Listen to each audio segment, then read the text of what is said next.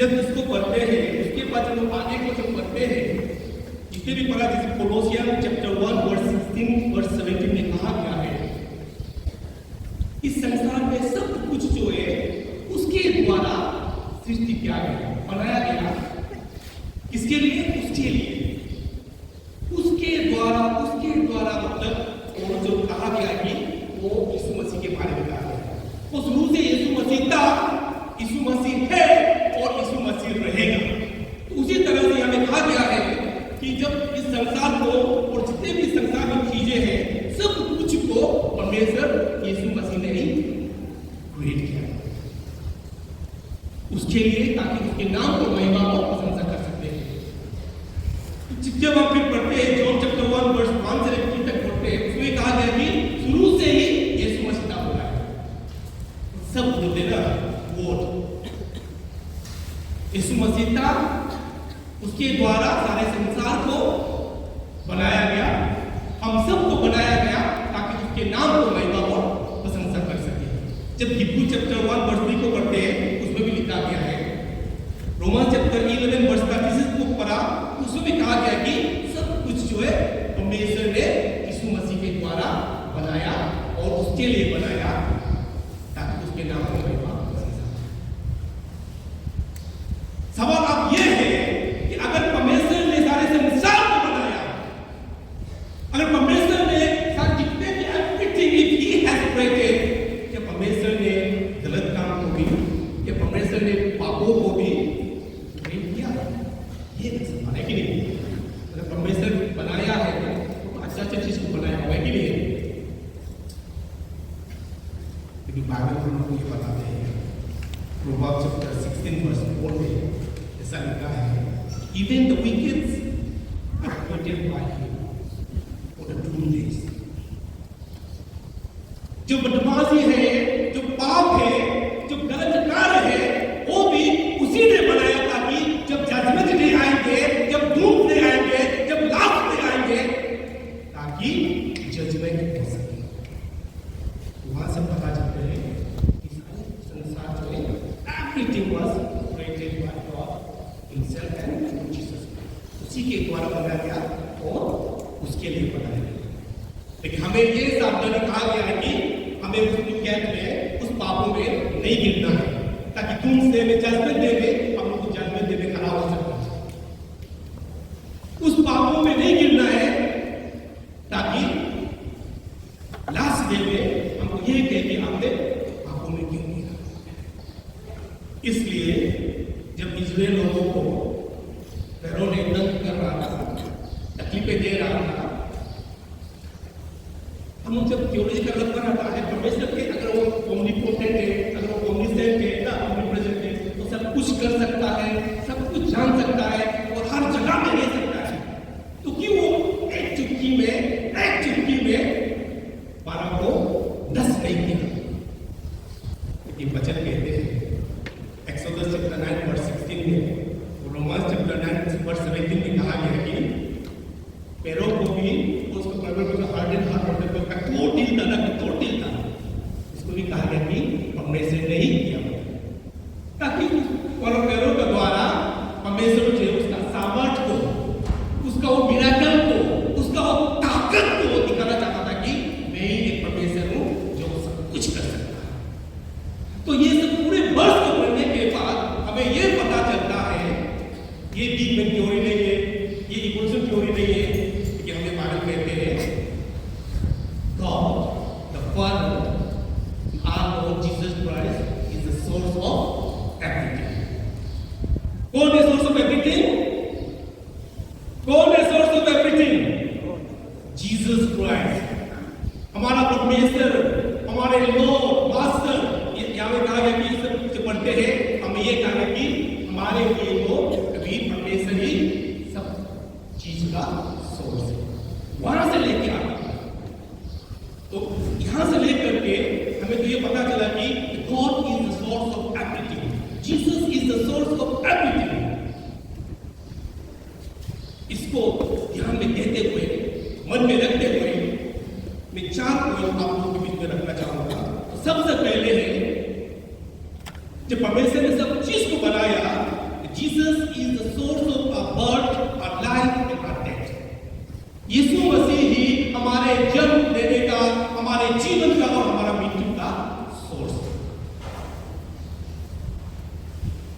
जब परमेश्वर ने हमें जब बनाया, हम कैसा था मालूम है?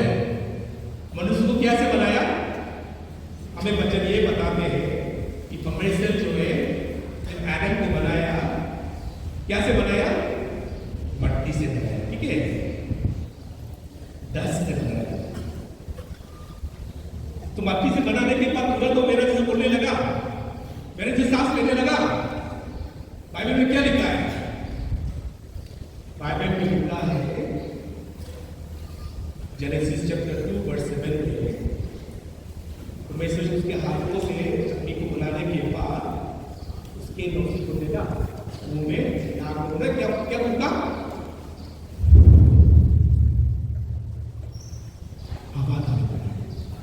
जिसके द्वारा उसके स्पिरिट को, पवित्र आत्मा को इंसान के शरीर में डाला, उसके बाद इंसान में जीवित होने लगा। हम किसके द्वारा पैदा हुआ? हमारे मम्मी पापा के द्वारा। हम लोग कभी कभी ये सोचते हैं कि हमको तो मम्मी पापा ने जन्म दिया। आपको मालूम है मम्मी पापा को एक सोर्स था, असली सोर्स जो है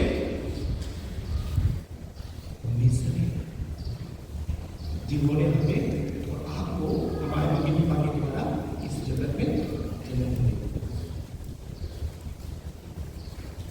जरेब में बहुत अच्छे से लिखा है। हम लोग तो जैसे मिट्टी के बर्तन बनाने वाले होते हैं ना, जैसे मिट्टी के बर्तन बनाने वाले हैं, जैसे उसके हाथ में क्ले जो होता है ना, माटी जो होता है, उसी तरह हमारे जीवन में परमेश्वर के हाथ में है होता है। इसलिए वो बर्तन बनाने वाला वो जैसे चाहे किसी को अच्छा से, किसी को खराब से, किसी को बड़ा, किसी को छोटा करके उसका हाथ से वो बर्तन बना देते हैं। उसी तरह से कहा गया कि परमेश्वर जो हम लोगों को सृष्टि किया था। किसी को मेरे से थोड़ा काला काला हो तो चाहिए समोल हम लोग एक ही कॉम्प्लेक्स लिए ना, लुक्स भी थोड़ा थोड़ा मिलता है। किसी को गोरा, किसी को काला, किसी को लंबा, किसी को छोटा, किसी को मोटा, किसी को पतला। हमें ये कहा गया कि हमें ये अधिकार नहीं है कि आप परमेश्वर से सवाल करें कि परमेश्वर आप मुझे ऐसा क्यों बनाया? ये परमेश्वर की इच्छा है, ये परमेश्वर की निर्णय है कि वो इस सोर्स से वो चाहता है कि हमें कैसे बनाए, क्यों बनाए, चाहे हम छोटा हो, चाहे हम काला हो, चाहे हम गोरा हो, चाहे हम लंबा हो, चाहे हम मोटा हो, चाहे हम पतला हो, लेकिन परमेश्वर ने हमें बनाया है ताकि उसके नाम को हम महिमा कर सकें, उसके नाम को हम प्रशंसा कर सकें।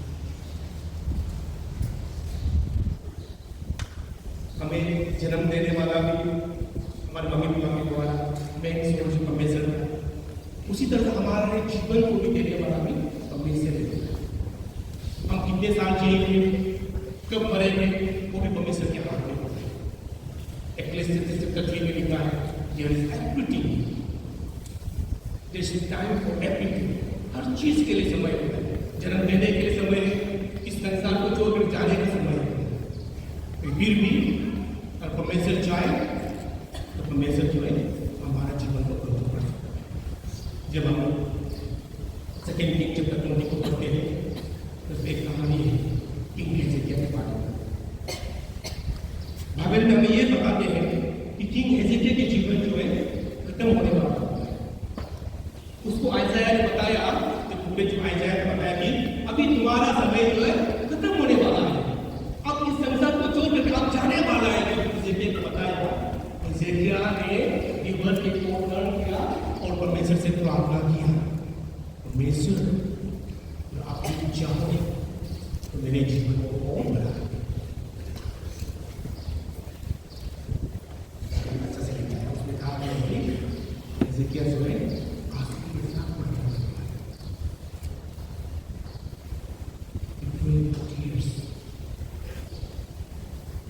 हम रोज किया तो इसके आगे परमेश्वर मेरे जीवन को और उत्साह बढ़ा दे। बाइबल हमें ये बताते हैं कि परमेश्वर ने उसकी प्रार्थना को सुना और 15 इयर्स 15 साल जो है उसका जीवन में बनाया और जीने दिया और परमेश्वर को कार्य करने दिया। उसी तरह से एक रियल घटना है। एक मेरे दोस्त जब मैं जियोलॉजी कर रहा था तो उस समय में और कब मसीह को ग्रहण किया मालूम नहीं है, लेकिन जब मैं वेकेशन में आया तो वो टाउन ऑफ चर्च का जो पाई के चर्च में उसका चेयरमैन था, उसको मैंने मिला और हमको बहुत रेस्पेक्ट किया कि आप परमेश्वर के दास बनने वाला है, आप थियोलॉजी कर रहा है। उस समय हम लोग के पास में साइकिल था, एक स्कूटर था, उसका पास एक स्कूटर था। तो मैंने बोला कि मेरा कुछ काम है, सुबह में उसका घर में गया, अगर आपको कुछ काम नहीं है तो मेरे थोड़ा सा आपको स्कूटर तो दो, मैं थोड़ा सा बस्ती में थोड़ा मेरा रिश्तेदार को मिल करके आता हूँ। उन्होंने बोला हाँ ले जाओ, मेरा कुछ काम नहीं है, लेके जाओ। मैंने स्कूटर को लेके गया, जब वापस आया तो देखा है तो वो खुद पैदल चल रहा है। अब बोला कहाँ जा रहा है, थोड़ा सा बस्ती में काम आप जा रहा है। उसका स्कूटर को मुझको दिया, वो खुद पैदल से चल करके अपना काम कर, ऐसा मत हो सकता। एक दिन उसका घर में गया, मैंने उसको पूछा, पहले तो आप क्रिश्चियन नहीं था, जब आप किया आप क्रिश्चियन में कैसे बन गए? उन्होंने मुझे अपना टेस्टिमनी बताना शुरू किया। उन्होंने बोला कि मैं जब तक जीवित रहूंगा मैं परमेश्वर को सर्व करूंगा और परमेश्वर के सेवक को, परमेश्वर के दास दासियों को मैं जितना हो सके मैं मदद करूंगा। उन्होंने बताया शादी करने के बाद, एक बच्चा होने के बाद अचानक से बीमार हो गया। उसका बीमार करा था 24, उनका लोग पूजा किया, ठीक नहीं हुआ, बढ़ गया, जीरो से नहा करके फिर वो जीरो में वापस आ गया। तो उसको बोला है कि आपका जीवन अभी ज्यादा दिन नहीं है, ये बोल था। तो एक दिन क्या हुआ, पूजा भी करके लेकर नहीं हुआ, बोला डॉक्टर ने उसको तो बोल दिया तो अभी तो आपका जीवन नहीं है। परिवार वालों की तरफ से भी सिलेंडर हो गया, अभी क्या करेगा, मतलब मरने के लिए रुका। तो हॉस्पिटल में काम है, तो हॉस्पिटल में जब शुरू में तो पूरा परिवार देखभाल करना पड़ता है, लेकिन इतने बीमार होने के बाद आते उसका साथ कोई बैठने वाला नहीं है, सबका समय होता है, पूरा समय नहीं होता है। तो एक दिन अकेला वो बिस्तर में, वो हॉस्पिटल में बिस्तर में लेट करके चादर को उठ के वो नहीं सोया होता है, वो ऐसे चादर को उठ के वो तो सोच रहा था कब मर जाएगा, कब मर जाएगा। नर्स लोग आया तो सामने वाला को जो इंजेक्शन दे रहा था ना, तो बेची मारते मारते बोलते जिसको इंजेक्शन मार रहा था, लेकिन जो पीछे में वो जो सो रहा था वो लोग सोचा कि वो जो पेशेंट जो मरने वाला है सो रहा है। नर्स भी बोला कि अभी तो ये पिछले वाला है, कल की परसों भी ये इस दुनिया में छोड़ करके जा सकता है। वो पूरा समय दे रहे उसके बारे में बात कर रहे हैं, उपाय नहीं क्या करेगा, लास्ट ऑप्शन। मैंने सुना कि क्रिश्चियन लोग जाके प्रार्थना करता है और बहुत लोग को हीलिंग किया बोला, चंगा किया बोला है। तो उसका मिसेस को बोला है कि क्यों ना आप चार्ज में तो बोला कि अपना एक बार प्रार्थना करने देते हो ना। तो मिसेस उसका रिक्वेस्ट को सुन करके वो जो टाउन टीचर्स का प्लेट पूछा है, तो पास्टर आया, प्रार्थना किया। आज प्रार्थना किया, प्रार्थना करने के बाद नेक्स्ट डे में वो खुद महसूस हुआ बोला है, उसका शरीर जो थोड़ा सा हल्का महसूस हुआ बोला है, ऐसा होकर के उससे पूरा हीलिंग हुआ। उसके बाद वो चंगा हो करके तो एक बच्चा था, 2 बच्चा हो गया, अभी भी जिंदा है, 3 बच्चा हो गया, अभी भी जिंदा है। इसलिए उन्होंने कहा कि मैं जब तक जीवित रहूंगा मैं परमेश्वर को सर्व। उसी तरह से लेके 8 इयर्स जो मरने वाला था, 8 इयर्स परमेश्वर ने उसको जीवन दान दिया। एक बच्चा से 2 बच्चा हो गया, 3 लड़का हो गया। 8 साल के बाद उन्होंने परमेश्वर के साथ उसी उसी तरह से हमारा जीवन जो है, हमें जन्म देने वाला भी और जन्म इस संसार में आने का जो सोर्स है वो भी परमेश्वर है। हमारे जीवन इस संसार में बिताने के लिए हमारा जीवन जो जीवित है वो भी परमेश्वर के हाथ में है। और इस संसार को छोड़ने के बाद जब हमारे जाने का समय आएगा वो भी परमेश्वर के हाथ में। अभी मैं जीवन पास्टर हूँ, रेफरेंट हूँ, करियर पास्टर हूँ, बहुत सब पिलर सर्विस किया, बहुत पिलर सर्विस किया। कोई लोग मेरे को बोलते, कोई लोग इस तरह बोलते। अगर परमेश्वर इतने जल्दी मेरे बच्चों को, मेरे परिवार को ले जाना है तो क्यों मुझे दिया, क्यों मुझे दिया? जब हम ओल्ड एज मिनिस्ट्री के लिए जाते हैं तो बहुत बुरी बुरा लोग बोलते हैं कि हमारा हाथ को पकड़ के बोलते हैं कि चलिए हमको यीशु को जाने के लिए, यीशु की लोग हमें प्रार्थना करते हैं, चलिए हमको यीशु के साथ जाने के लिए आपको प्रार्थना करते, मतलब जल्दी बढ़ने के लिए प्रार्थना करते हैं। मैंने बोला ना मैं जीवन देने वाला हूँ ना मैं जीवन लेने वाला हूं। जीवन देने वाला भी परमेश्वर है और जीवन लेने वाला भी परमेश्वर है। उसी तरह से हमारे जन्म से लेकर के हमारे मृत्यु तक जो है परमेश्वर के हाथ में। He is the source of our birth, our life and our death. Second point में बोलना चाहूंगा, Jesus is the source of wisdom and knowledge. देखो आज बहुत से युवा है, हम भी एक समय युवा था, यूथ सेक्रेटरी था, लोकल चर्च में सेक्रेटरी था, उसके बाद पूरा पातनी का यूथ सेक्रेटरी बना, उसके बाद मिशन सेक्रेटरी, आज के यूथ सेक्रेटरी के तौर पर सर। हमारा अभी भी हम चाहते हैं कि हमें परमेश्वर को बुद्धि दे, ज्ञान दे। हम किताब पढ़ते हैं, हम इंटरनेट में पढ़ते हैं, चेक गूगल में सर्च करते हैं, सब हम चाहते हैं कि हमें परमेश्वर की बुद्धि दे, ज्ञान दे।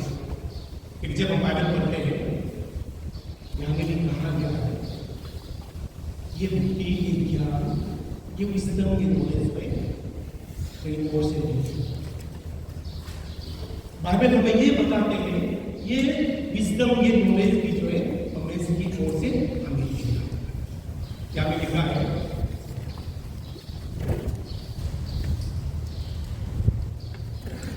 प्रोवर्ब्स चैप्टर 2 वर्स 6 में कहा गया है कि क्या में लिखा है, प्रोवर्ब्स चैप्टर 2 वर्स 6 में इस तरह से लिखा है, For the Lord gives wisdom, from His mouth comes the knowledge and understanding। क्या में कहा गया है कि परमेश्वर की ओर से हमें विजडम मिलते हैं, उसके जुबान से हमें नॉलेज को प्राप्त करते हैं। दो कार्य, एक आदि का, एक राजा। जब दाऊद के बाद उसके बच्चे, उसके बेटे सोलोमन को राजा के तौर पर कंसिडर किया, सोलोमन तो हम लोग का जैसा बहुत जवान था। एक रात सोलोमन सो गया, उसके सपना में कौन आया, परमेश्वर आया। परमेश्वर आके सोलोमन को कहा, चलो बोलो, मांगो, आप क्या मांगना चाहते हैं, मैं तुम्हें देता हूं। सोलोमन ने कहा, परमेश्वर मुझे बुद्धि और ज्ञान दे, ताकि मैं आपके लोगों को मैं अच्छी तरह शासन कर सकूं। मुझे बुद्धि और ज्ञान दे ताकि मैं आपके लोगों को और आगे बढ़ा सकूं, ताकि मैं आपके लोगों को अच्छी जजमेंट दे सकूं, बुरा भला को परख कर सकूं। मुझे बुद्धि दे, ज्ञान दे, ताकि परमेश्वर को परमेश्वर क्या बोला मालूम है, परमेश्वर ने बोला, सोलोमन मैं सोचा था कि जब मैंने आपको पूछेंगे क्या मांगना चाहते हो मांगो, मैंने सोचा था शायद आप मुझे धन मांगेंगे, दौलत मांगेंगे, ताकत मांगेंगे, शक्ति मांगेंगे, परंतु आपने धन दौलत नहीं मांगे, अपना ग्लोरी को नहीं मांगे, आपने मेरे लोगों को शासन करने के लिए, मेरे लोगों को अगुवाई करने के लिए, मेरे लोगों को आगे की ओर बढ़ाने के लिए आपने उससे बुद्धि को ध्यान मांगा। मैं तुम्हें बुद्धि भी दूंगा, ज्ञान भी दूंगा, और जो आपने नहीं मांगा मैं आपको धन दौलत भी दूंगा। Praise the Lord. यहां से पता चलता है ये जो बुद्धि और ज्ञान भी जो है परमेश्वर के हाथ में। ये बुद्धि और विजडम नॉलेज को मिलने के लिए भी आपकी मेन सोर्स जो है यीशु मसीह है। उसी तरह से और एक कहानी, जब इस्राएल लोगों को बंधक बनाया गया, वहां से बोला कि कुछ जवान लोगों को ट्रेनिंग दो, ट्रेनिंग देने के बाद वहां से जो सबसे बेस्ट है, सबसे जो नॉलेज वाला है, सबसे ज्ञानी वाला है, उसको मेरे लिए चुन कर चार लोग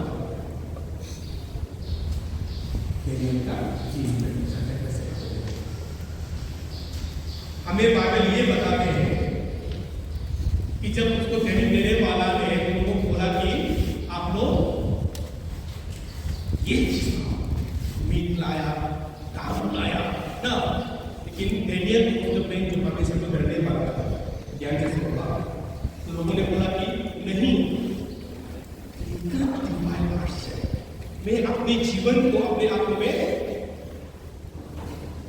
भाग नहीं कर सकती, या तुम्हें गड़बड़ नहीं कर सकती। मुझे बस पानी और सिंपल खाना दे दो और 10 दिन के बाद देखो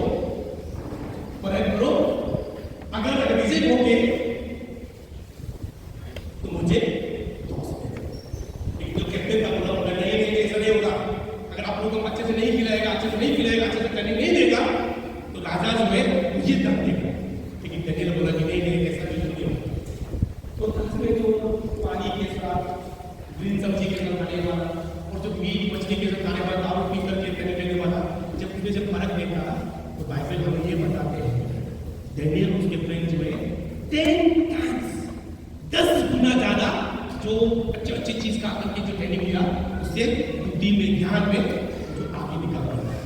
तो बाइबल ये भी कहते हैं कि डेनियल को तो परमेश्वर ने ऐसा बुद्धि ज्ञान दिया even he can interpret others dreams. जो सपना जो दूसरे लोग देखते हैं उसको भी डेनियल को ऐसा बुद्धि ज्ञान दिया कि वो इंटरप्रेट कर सकते हैं। आप बाइबल पढ़ लेना डेनियल चैप्टर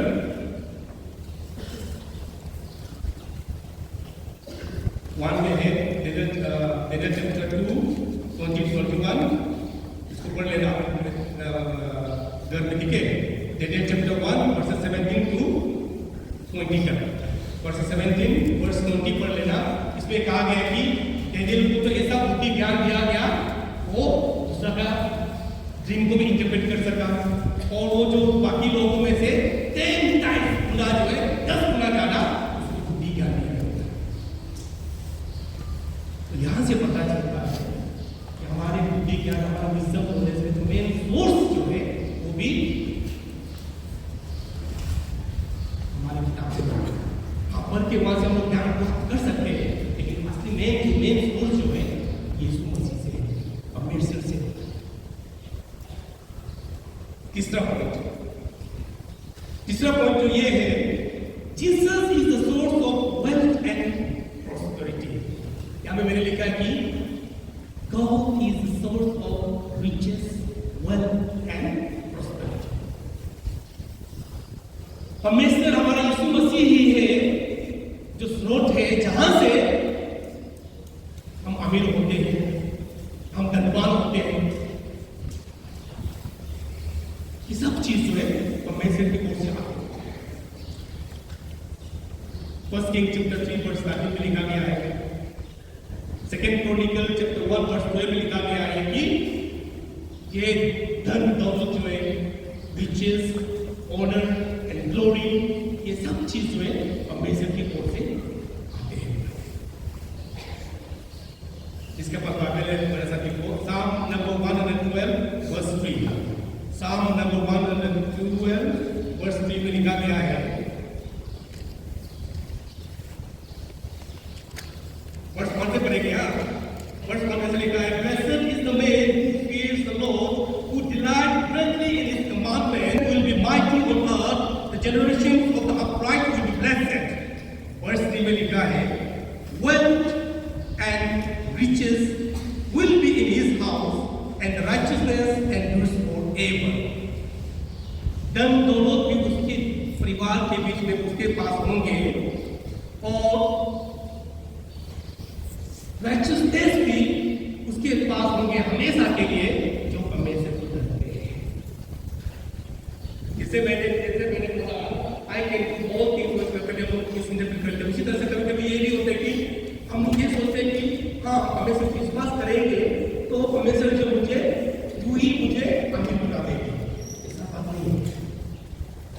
कहते हैं कि हाँ धन दौलत जो है, ये ब्लेसिंग जो है, प्रॉस्पेरिटी जो है परमेश्वर की ओर से आते हैं, लेकिन बाइबल में ये बोलते हैं कि उस व्यक्ति को परमेश्वर आशीष देते हैं, उस इंसान को धनवान बनाते हैं। हमें कहा गया कि those who fear the Lord, जो परमेश्वर को डर करके, परमेश्वर को आज्ञा को पालन करके आगे बढ़ते हैं, उसको परमेश्वर जो है धन दौलत प्रॉस्पेरिटी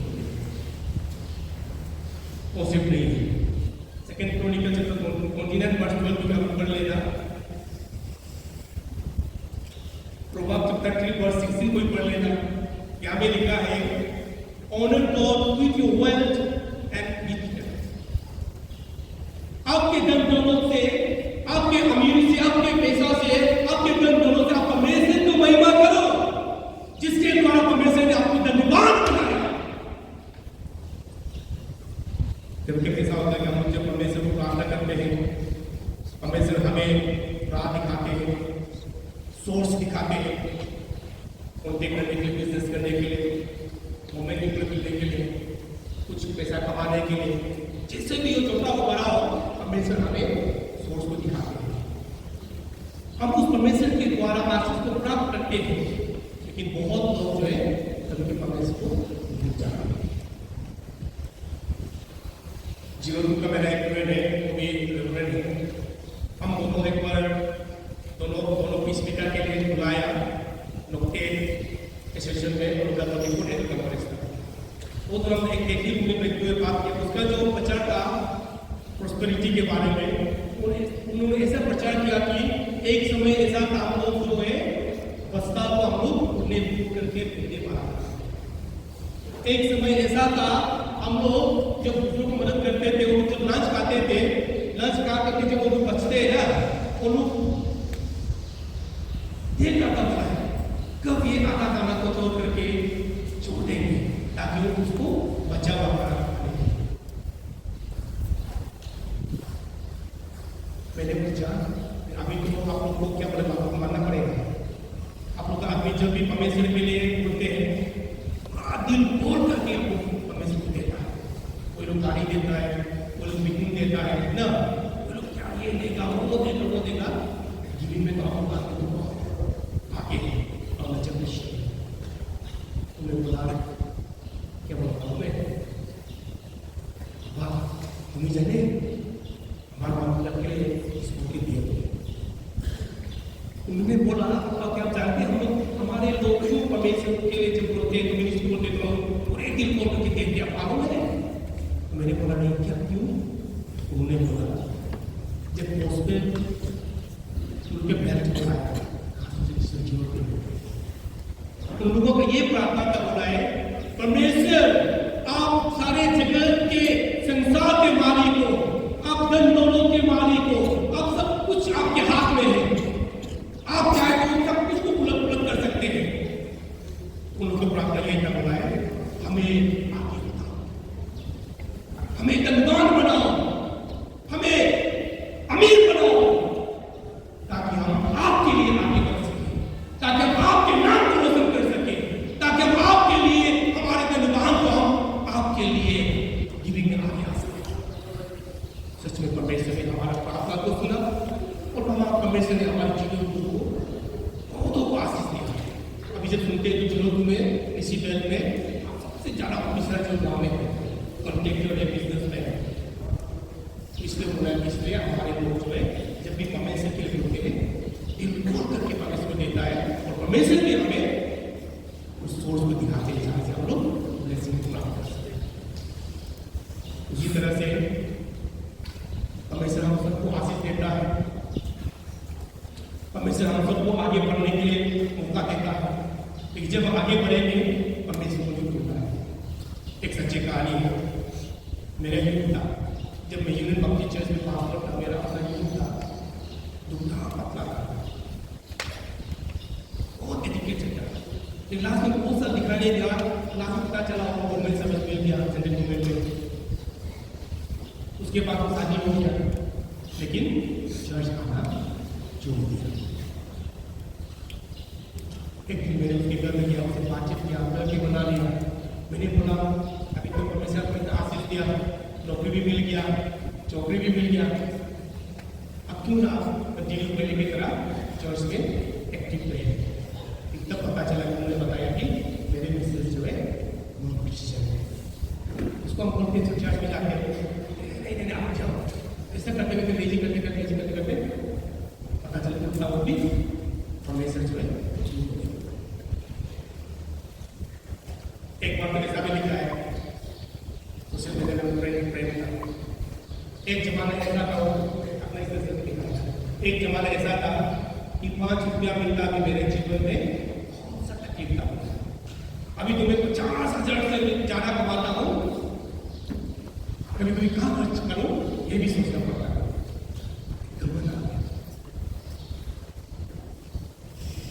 अचानक से आपने हमको एक मैसेज भेजा,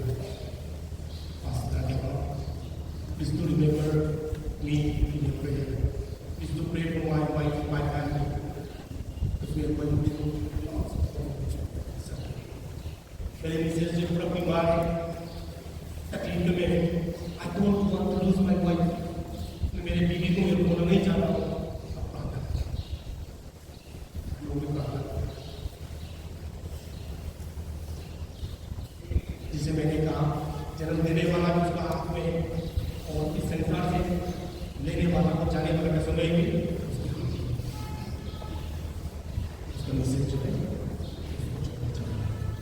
एक खुशखबरी ये था कि जाते जाते उसके मिसेस भी परमेश्वर को ग्रहण किया, विश्वास करने लगा और बचवा देने के बाद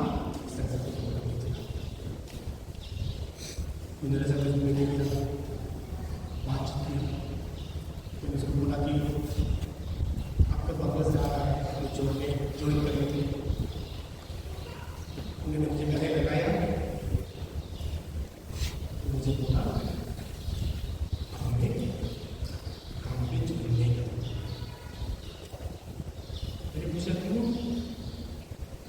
उन्होंने बोला जब मेरे बीच बीमार था, वो बीमार उस हालत में जोर करके मैं जाना नहीं सकता। जो मैं छुट्टी लिया था, छुट्टी खत्म हो गया और जो समय था ज्वाइन करने के लिए, उस समय में मेरी ज्वाइन नहीं कर रहा। अभी तो नहीं होगा। मैंने पाया वही बात है, परमेश्वर के पास और भी दूसरे रास्ते होंगे। विश्वास रखो, अपने जीवन को आगे बढ़ो, हिम्मत रखो। मैं घर में वापस गया, अपने सोचने के लिए सोचने लगा कि सच में हमारे जीवन क्या होता है। हम कभी कभी उस परमेश्वर को भूल जाते हैं, उस मसीह को हम भूल जाते हैं जिसके द्वारा हमारे जीवन में दर्द आते हैं, हमें रास्ता दिखाते हैं, हमें नौकरी देते हैं, हमें कमाने का बिजनेस के रास्ते दिखाते हैं, हमें जीवन में साथ देने के लिए हमें लाइफ पार्टनर देते हैं। उसी को छोड़ करके जिन्होंने जिसके द्वारा मुझे प्राप्त किया, उस मेन सोर्स को हम कभी छोड़ देते हैं।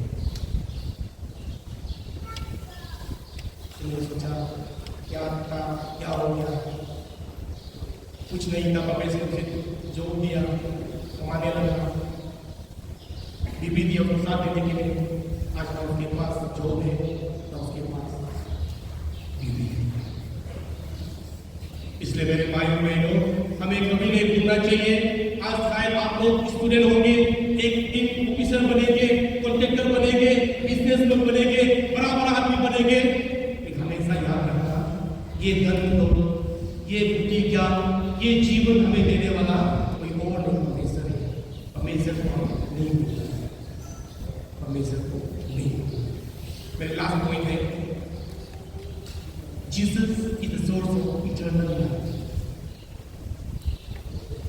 हमें जन्म देने वाला भी, हमारे जीवन को चलाने वाला भी, हमें इस संसार से ले जाने वाला भी एक ही सोर्स है, वो है यीशु मसीह हमारे परमेश्वर। हमें बुद्धि देने वाला, हमें ज्ञान देने वाला भी एक ही सोर्स है, हमें परमेश्वर यीशु मसीह। हमें धन दौलत देने वाला भी एक ही सोर्स है, वो है हमारा परमेश्वर यीशु मसीह। और हमें इस संसार से जो भी जाएंगे, अनंत जीवन देने वाला भी एक ही सोर्स है, वो है यीशु मसीह। इसलिए हमें कहा गया है, बारबस ने बनाया, आपको जाना नहीं है, जॉन चैप्टर 11 वर्स 25 में यीशु मसीह ने कहा गया कि मैं फिर से जी उठने वाला हूँ, मरने के बाद जी उठने वाला हूँ। जो कोई भी मुझे विश्वास करेंगे वो मर भी जाए परंतु वो जीवित रहेंगे। जॉन चैप्टर 3 वर्स 16 में कहा गया है, 17 में कहा गया है, परमेश्वर ने जगत को ऐसा प्रेम किया, उसके एक वक्त यीशु मसीह को दिया। हम 6 को बढ़ के 7 को कभी छोड़ देते हैं।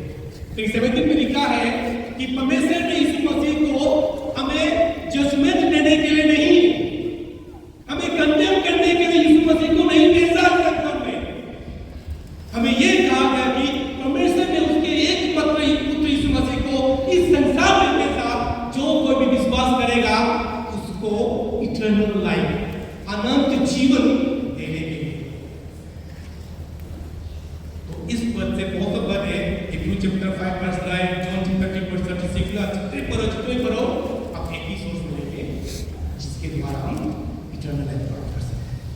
आप तीमोथी में पढ़ो, रोमन में पढ़ो, जितने भी पढ़ो, बस आप एक ही सोर्स है जिसके द्वारा हम इटर्नल लाइफ को प्राप्त कर सकते हैं, वो है हमारा प्रभु यीशु मसीह। इसलिए मैं चाहता हूँ इससे हम आगे बढ़े, हम यीशु को नहीं छोड़ रहे। इसलिए आज मैं ये बोलना चाहूंगा, इस सब चीज को पढ़ने के बाद, इस सब चीज को सुनने के बाद, इस 51 आप वेसेल ने हमसे बातें किया कि God is the source of everything.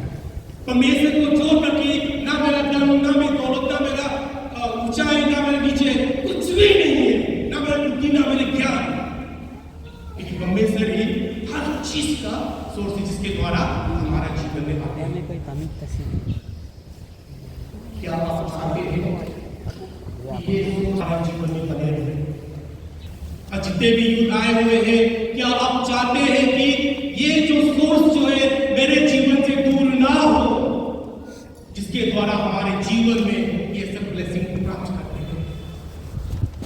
अगर आप सब चाहते हैं कि ये सोर्स हमें बना रहे, तो हमें भी आज एक कसम खाना है, हमें भी आज एक निर्णय लेना है। We have to decide today, कभी भी ये सोर्स को गायब होने नहीं। अगर हम चाहते हैं कि ये सोर्स हमारे जीवन में बने रहे, तो सबसे पहले हमें क्या करना चाहिए? We have to be abide by Christ। हमेशा हमें यीशु मसीह के साथ, यीशु मसीह के संग, यीशु मसीह में लगे रहना है। पिछले जॉन चैप्टर 15 में लिखा गया, कहा गया है जो कोई भी मुझसे बने रहेंगे मैं उसमें बना रहूंगा। उन्होंने एक एग्जाम्पल दिया पेड़ और दाल के बारे में। जब तक दाल जो है, ब्रांच जो है पेड़ में लगे रहेंगे तभी तो फल लाएंगे। तो इसलिए इसने कहा I am the vine, you are the branches.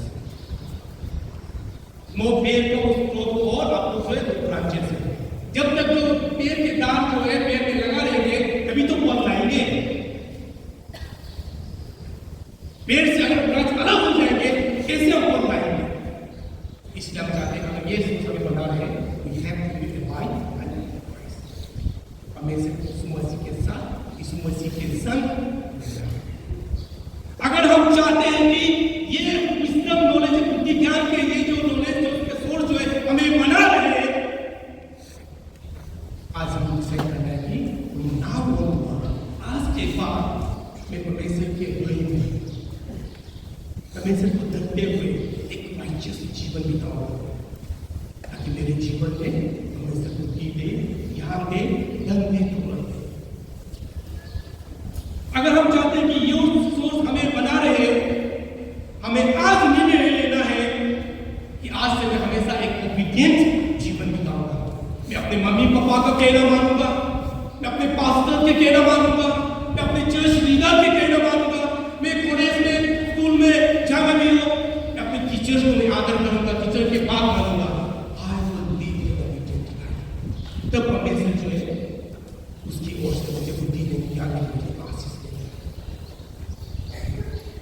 आज हमें निर्णय लेना है कि हम चाहते हैं कि ये सोर्स उसमें बना रहे। आज डिसाइड करना है कि आज समय हमेशा फर्स्ट प्लेस, चाहे समय हो चाहे जो भी हो, मैं परमेश्वर को नहीं दूंगा। जैसे आप लोगों को प्रेसिडेंट ने बोला, प्रेसिडेंट बोला कि मैं हमेशा पढ़ता हूँ, फॉलो करता हूँ, और नजर क्रिश्चियन बोर्ड में, एपीसीसी में, और क्रिश्चियन में। अभी प्लान चेंज हो गया, मैंने एक ट्रेनिंग अटेंड किया, वहाँ हमें सिखाया गया कि परमेश्वर के वचन को हमें नहीं छोड़ना चाहिए।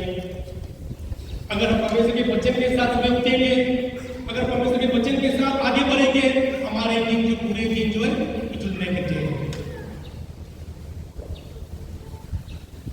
उसमें कहा गया you have to decide today, no breakfast without Bible. जब तक मैं बाइबल नहीं पढ़ूंगा, जब तक मैं परमेश्वर के वचन को नहीं देखूंगा, मैं ब्रेकफास्ट नहीं करूंगा। No breakfast without meditation, without word. इस आपका स्कूल सेक्रेटरी बोला, एचएफ हमने बोला था कि mobile mobile mobile mobile mobile mobile mobile. सुबह उठने के बाद जाते सबसे क्या करते हैं?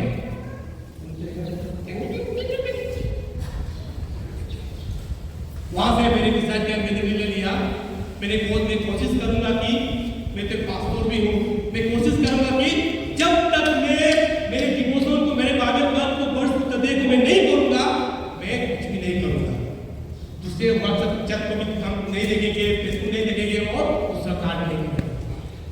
तब से लेकर मैंने पढ़ना शुरू किया और जो भी मैं पत्र पढ़ता हूँ उसको मैं अपलोड करता हूँ कि बढ़ सकता है।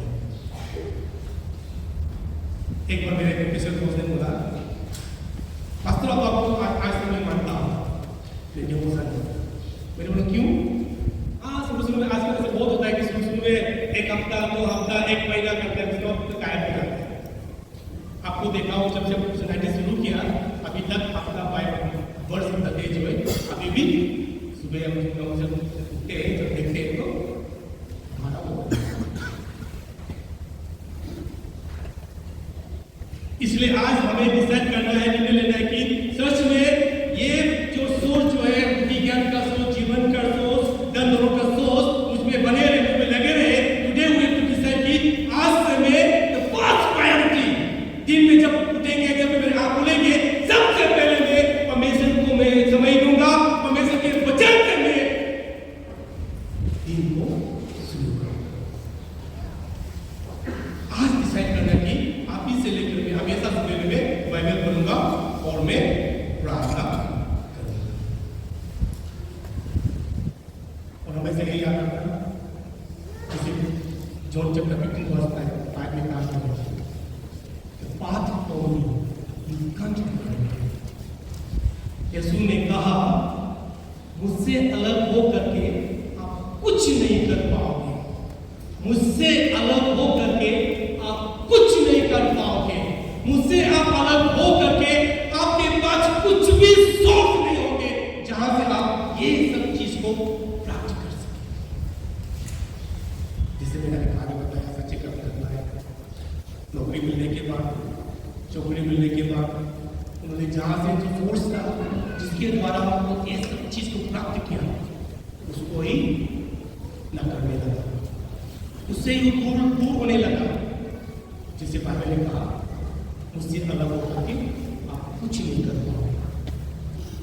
इसलिए मेरे रिक्वेस्ट है, मेरे विनती है, जितने भी भाई आज आए हुए हैं इस कॉन्फ्रेंस में, अपने जीवन में चाहे आप ऑफिसर बने, चाहे आप खालीशुदा बने, जितने भी दमदारों बने, जितने भी आगे बढ़े, बस मेरे एक ही रिक्वेस्ट है, मसीह को कभी नहीं छोड़ना, मसीह को कभी नहीं छोड़ना, हमेशा मसीह में बने रहना, हमेशा मसीह के साथ आगे बढ़ना। हम थोड़ा प्रार्थना करेंगे। दयालु परमेश्वर पिता, हम धन्यवाद देते हैं इस जीवन के लिए। हम धन्यवाद देते हैं परमेश्वर, जितने भी आज युवा आए हुए हैं, चाहे पुरुष हो चाहे महिला हो, हम धन्यवाद देते हैं परमेश्वर हमारे आदि बपतिस्मा के लिए, आदि बपतिस्मा के यूथ डिपार्टमेंट के लिए, लीडर्स के लिए, पास्टर्स के लिए, जितने भी मिशनरी से सभी कुछ जिसके द्वारा कॉन्फ्रेंस को आयोजित किया गया। परमेश्वर प्रार्थना करते हैं हम सबको आशीष दे परमेश्वर, इस कॉन्फ्रेंस से परमेश्वर किसी को भी खाली हाथ आप नहीं सकते। जिसे आपने कहा कि आपके बाइबल के द्वारा हमें शिक्षा दिया कि आप ही है हमारे, आप ही है परमेश्वर, बुद्धि, ज्ञान, जीवन, जन्म से लेकर मृत्यु तक, धन दौलत से लेकर सब कुछ परमेश्वर हमारे इतना ले लायक, और एक ही सोच से वो आप ही है। हमें आशीष दे परमेश्वर, चाहे हम गिर भी जाए, चाहे हम टेम्पटेशन भी और भी एक में नया जीवन लेकर आपको सच में अपने रिसोर्स या तो सोर्स बना करके यहाँ से वापस जा सके। अपने परिवर्तन को, अपने दोस्तों, अपने चर्च मेंबर्स को से बता सके कि हमारे एक ही सोर्स है जिसके द्वारा हमारे जीवन प्राप्त करते हैं, वो ये सोर्स है। इतना जितने भी आए हैं सभी को आपके हाथ में सौंपते हैं। हम सबको परमेश्वर इस कॉन्फ्रेंस में आशीष की धन्यवाद देते हैं, सभी को आपके हाथ में सौंपते हुए ये प्रार्थना यीशु मसीह के नाम से। Thank you.